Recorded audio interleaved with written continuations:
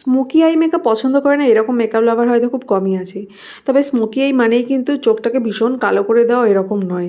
Smoky I কিন্তু খুব সফটভাবেও করা যেতে পারে।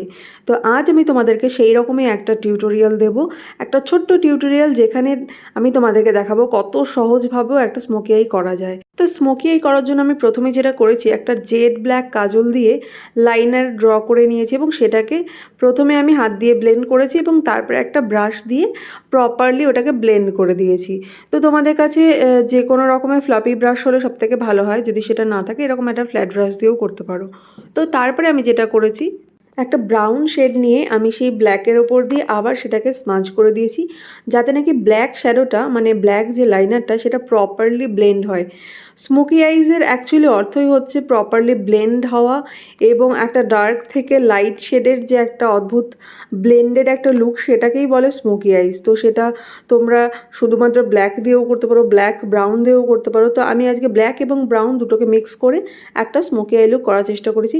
আর এই সফট স্মোকি আই লুকটা সবথেকে সুন্দর বেনিফিট কি জানো তো, এই মেকআপ লুকটা মানে এই আই মেকআপ লুকটা তোমরা কিন্তু জিরো বেস মেকআপেও করতে পারো, মানে কোনো রকমের কোনো বেস মেকআপ না করো।